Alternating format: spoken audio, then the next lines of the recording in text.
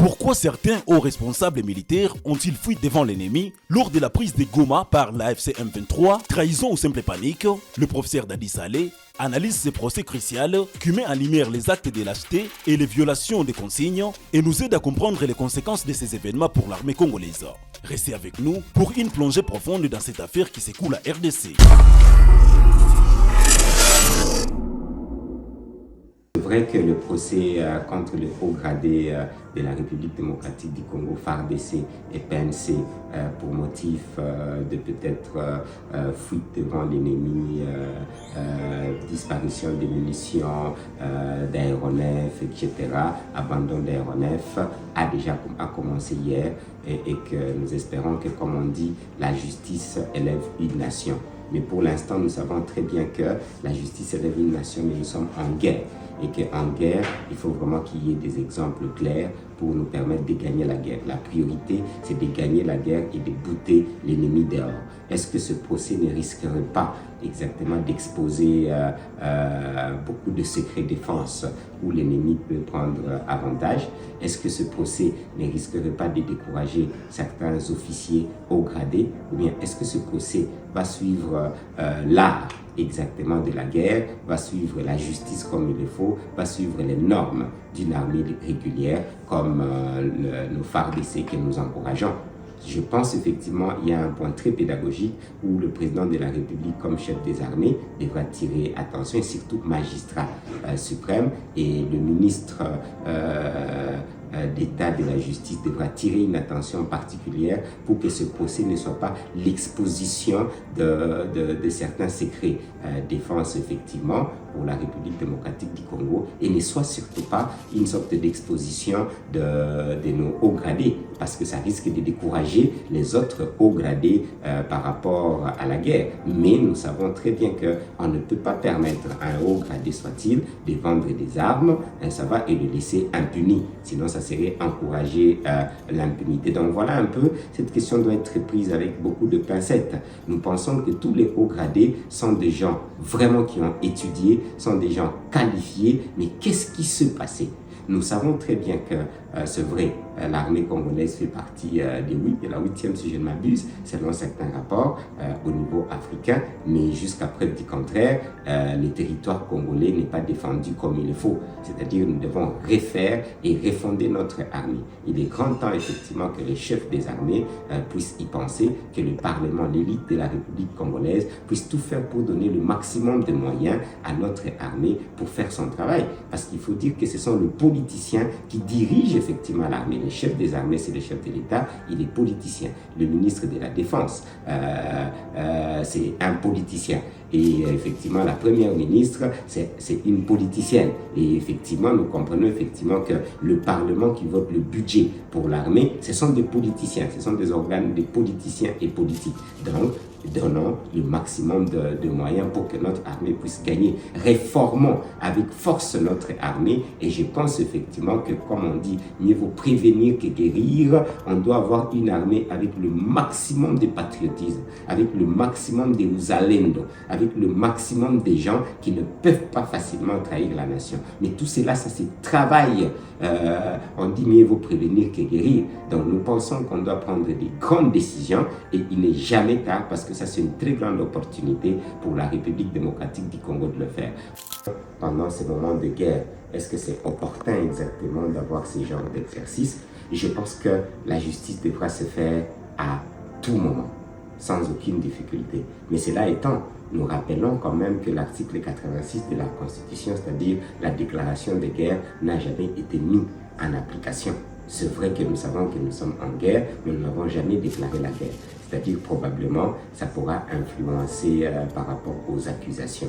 Nous étions en état de siège au Nord Kivu, et c'est là où, selon les accusations, les crimes effectivement d'abandon de poste peut-être, ou bien les détournements de biens de FARDC, etc., et même d'aéronefs, comme ça a été dit, se sont faits. C'est vrai, tout le monde sait que les officiers s'étaient dirigés vers Bukavu, en laissant effectivement beaucoup de troupes. Est-ce que c'était un ordre provenant de Kinshasa, ou bien ils l'ont fait de leur propre chef?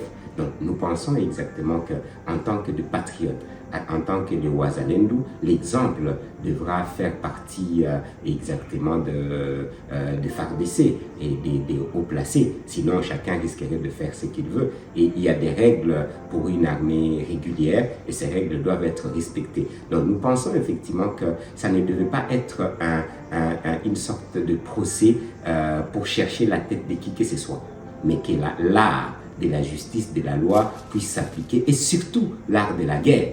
Parce qu'en temps de guerre, il ne faut pas penser que quand quelqu'un fait des replis stratégiques, où il est pris en étau et qu'il ne peut que se replier obligatoirement, et que vous parlez d'abandon de postes et de fuites, donc c'est tout cela qui devra être justifié. Mais il y a des accusations même pour perte des ravitaillements et des munitions. Peut-être que ce commandant-là les aurait vendus. Non, ça, ce sont des accusations graves et on veut effectivement que les responsables soient écroués et que les responsables, si ça s'avérait vrai, parce que jusqu'à preuve du contraire, tous par rapport à la loi sont supposés être effectivement des innocents. C'est après ce procès que des condamnations seront là et par rapport à tout un chacun. Donc l'exercice pour moi vaut la peine, mais cela étant, nous devrions pédagogiquement comprendre que nous devrions encourager le patriotisme.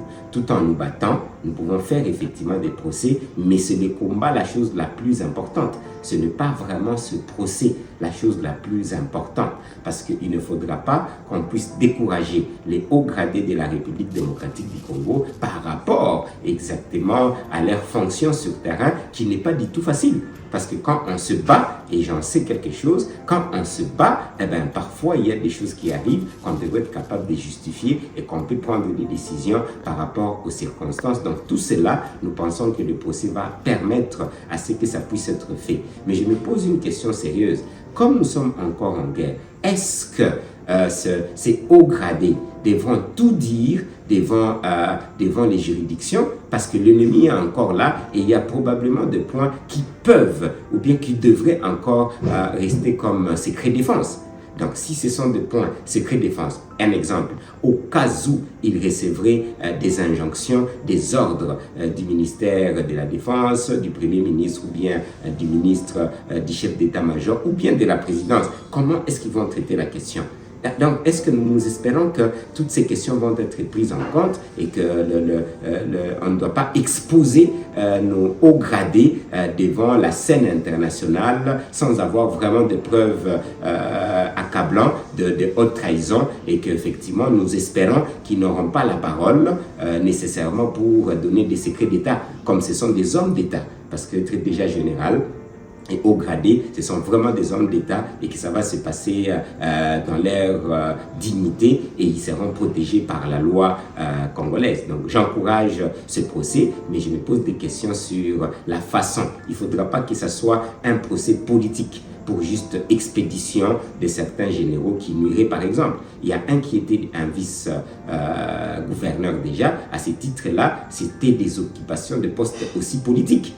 Alors comment est-ce qu'il sera jugé uniquement comme militaire et pourtant il assumait de responsabilités aussi administratives? Donc je pense et j'espère de tout cœur que ce procès va nous permettre de mieux comprendre aussi ce qui se passe, mais des dangers, c'est que l'ennemi aussi va comprendre ce qui se passe, nos points forts et nos points faibles. Donc je demande au chef de l'État, qui est le chef des armées, au ministre de la Justice, d'être très prudent avec ces genres de procès pour que nous puissions plutôt aller vers l'essentiel. La maison est en train de brûler et que l'essentiel n'est pas vraiment ce procès. Ce procès, c'est un cas important qui peut faire en sorte que les hauts gradés puissent respecter des chaînes de commandement, ils ne puissent pas vendre les armes indûment, etc. Nous sommes d'accord, mais il faudra qu'il y ait une sorte d'attention particulière parce que nous sommes totalement en guerre et nous devrions déjà effectivement déclarer la guerre avec l'article 86 et à ce moment-là, je pense que certaines accusations risqueraient d'être vraies. Officiellement par rapport à la constitution congolaise, nous n'avons pas encore déclaré la guerre. On n'a pas déclaré la guerre à qui que ce soit. C'est-à-dire qu'on est en guerre sans avoir déclaré la guerre. Donc nous sommes dans un régime un peu normal et pourtant tout le monde sait très bien que nous ne sommes pas du tout dans un régime normal. Donc nous espérons de tout cœur que les Congos devra rester unis. Ça c'est la chose la plus importante. Nous devons réformer Et notre armée, il y a beaucoup de traîtres dedans. C'est au chef de l'État comme commandant suprême de tout faire pour effectivement élaguer toute cette longue liste des traîtres pour que nous puissions avoir une armée capable effectivement de ne pas faire recours à des armées étrangères pour défendre notre terre. Je reste convaincu que cette armée-là existe, mais effectivement ceux qui dirigent l'armée, ce sont des politiciens. Ceux qui donnent le moyen à l'armée, ce sont des politiciens. Et effectivement, ils doivent faire leur travail, sinon on risquerait de condamner quelqu'un qui n'avait pas le moyen nécessaire, effectivement.